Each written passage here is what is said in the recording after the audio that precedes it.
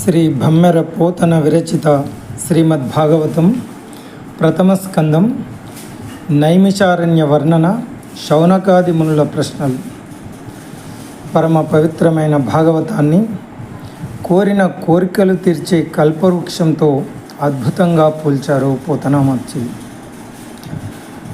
లలిత స్కందము కృష్ణమూలము శుకాలాపాభిరామంభు మంజులతాశోభితమున్ సువర్ణ సుమనస్సుజ్ఞేయమున్ సుందరోజ్వల వృత్తంబు మహాఫలంబు విమల వ్యాసాలవాలంబునై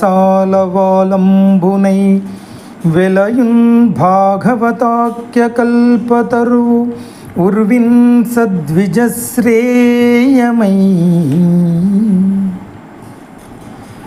బ్రహ్మదేవుడికైనా పరమశివునికైనా భాగవతాన్ని తెలిసి పలుకుట చిత్రమైనట్టిది. శ్రీమద్భాగవతం కల్పవృక్షం లాంటిది. దీనిలో ఏమాత్రం సందేహం లేదు. భాగవతాన్ని కల్పవృక్షంతో అద్భుతంగా పోల్చి వివరించారు పోతనామాచి.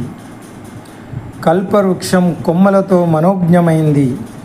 భాగవతం స్కందాలనే 12 భాగాలతో లలిత మనోహరమైనది. కల్పవృక్షం నల్లగా ఉండే వేళ్ళు కలది.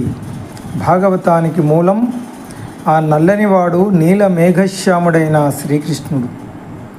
కల్పవృక్షం చిలుకల పలుకులతో సతతం మనోహరంగా ఉంటుంది. భాగవతం శుకమహర్షి మధుర వాగ్ధారలతో మనోజ్ఞంగా ఉంటుంది. కల్పవృక్షం అందమైన పూల తీగలచే అలంకరింపబడింది. భాగవతం మనోహరమైన వాక్కులతో అలరారుతూ ఉంది. కల్పవృక్షం మంచి రంగురంగుల పూలతో శోభిల్లుతుంటుంది. భాగవతం అక్షర సార్థకమై సజ్జనుల మనసులు అలరించుతూ ఉంటుంది. కల్పవృక్షం సుందరంగా ఉజ్వలంగా ప్రకాశిస్తూ గుండ్రంగా ఉంటుంది. భాగవతం సుందరము ఉజ్వలము అయిన చక్కటి పద్యవృత్తాలు కలిగింది. కల్పవృక్షం ఎంత గొప్ప కామితార్థాలనైనా అందిస్తుంది. భాగవతం కైవల్యాది అంటే మోక్షం మొదలైన ప్రయోజనాలు సర్వం సమకూరుస్తుంది. కల్పవృక్షం విశాలమైన చుట్టుకొలత గల మొదలు కలిగింది. భాగవతం స్వచ్ఛమైన వ్యాసకృత వ్యాసాలతో నిండింది. కల్పవృక్షం స్వర్గంలో విలసిల్లుతుంది. భాగవతం భూలోకంలో విరాజిల్లుతోంది అని భాగవతాన్ని కల్పవృక్షంతో అద్భుతంగా పోల్చారు పోతనామాచ్యులు. కల్పవృక్షం శుక పికాది పక్షులకు సైతం శ్రేయస్కరమైనది. భాగవతం ఉత్తములకు సాధు సత్పురుషులకు శ్రేయోధారకమైనది. భాగవతం అనే ఈ మహాఫలం వేదమనే కల్పవృక్షం నుండి బాగా పండి రాలింది. శుకముఖ సుధాద్రవంతో అతిశయించి ఉంది. భావజ్ఞులు రసజ్ఞులు అయిన భక్తవరేణ్యులారా, రండి, ఈ ఫలరసాన్ని ఆస్వాదించి ధన్యులు కండి. రకరకాల చెట్లు పక్షులు జంతువులతో కూడి భూలోక స్వర్గంగా విరాజిల్లుతూ ఉంది నైమిషారణ్యం. శాస్త్రవేత్తలను సైతం అబ్బురపరిచే విధంగా నైమిషారణ్యాన్ని అద్భుతంగా వర్ణించారు పోతనామాచ్యులు.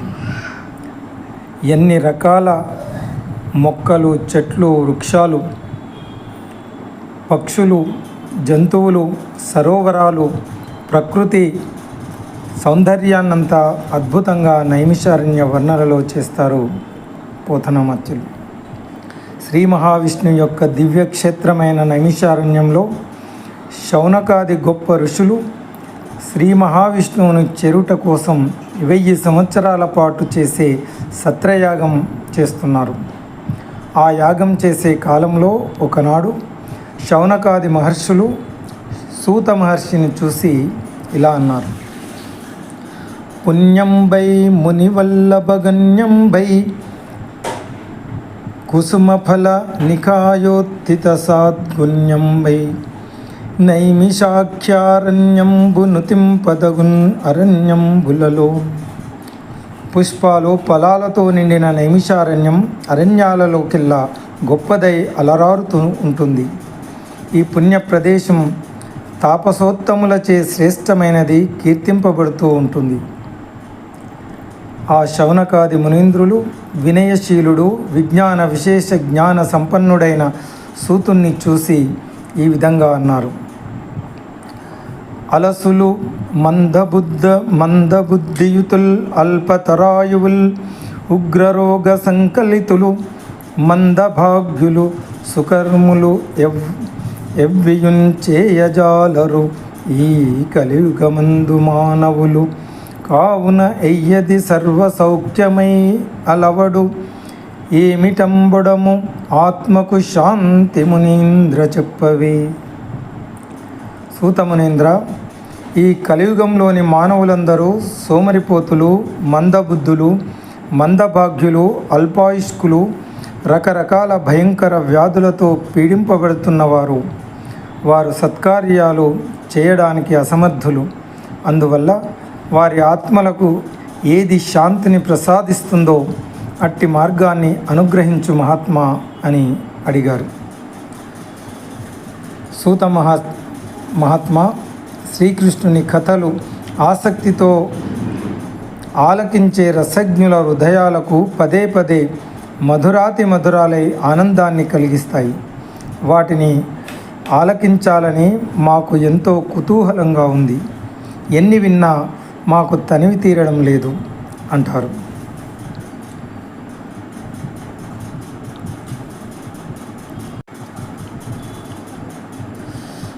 హరినామకథన దావానలజ్వాలచే కాలవే ఘోరాగ కాననములు. హరినామకథన దావానలజ్వాలచే కాలవే ఘోరాగ కాననములు.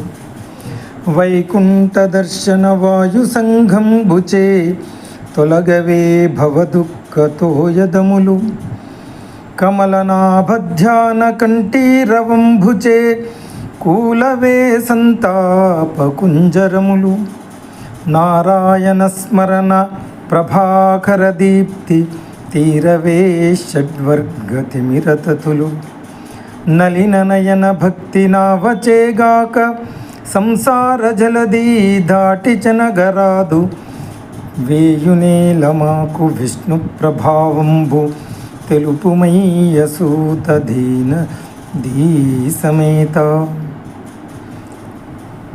పరమ ధీమంతుడవైన సూత మహర్షి, భయంకర పాపాలనే అరణ్యాలను కాల్చివేయాలి అంటే శ్రీహరినామ సంకీర్తనలు అనే దావాగ్ని జ్వాలలే కావాలి. సంసార దుఃఖాలనే మేఘాలను పారద్రోలాలంటే వాసుదేవ సందర్శనం అనే వాయువుల సమూహమే కావాలి. పరితాపాలు అనే ఏనుగుల సమూహాన్ని చంపాలంటే శ్రీమన్నారాయణ ధ్యానము అనే సింహమే కావాలి. హరిషడ్ వర్గము అనే అంధకార సమూహాన్ని తొలగించాలంటే హరిస్మరణం అనే సూర్యకాంతి కావాలి. సంసార సముద్రాన్ని దాటి గట్టెక్కాలంటే విష్ణుదేవుని భక్తి అనే నావనే ఎక్కాలి. వేల కొద్దీ మాటలెందుకు కానీ మాకు శ్రీహరి మహాత్మాన్ని వినిపించండి మహానుభావ అంటారు శౌనక మునులు సూత మహర్షితో. ఓ సూత మహర్షి, మహాసముద్రాన్ని దాటాలని ప్రయత్నించే ప్రయాణికులకు ఓడ నడిపే నావికుడు లభించినట్లుగా కలికాల పాపాలను పోగొట్టుకొని తరించాలని కోరుతున్న మాకు నీవు కనిపించావు, లభించావు అని సూత మహర్షిని శౌనకాది మునులు నైమిషారణ్యంలో సత్రయాగం చేస్తున్నప్పుడు అడిగిన ప్రశ్నలివి. వాటికి జవాబుగా పరమ పవిత్రమైన భాగవత కథా సుధారసాన్ని సూత మహర్షి శౌనకాది మునులకు బోధించడం ప్రారంభిస్తారు. ఈ విధంగా భాగవత కథ ప్రారంభమవుతుంది. ఓం తత్సత్.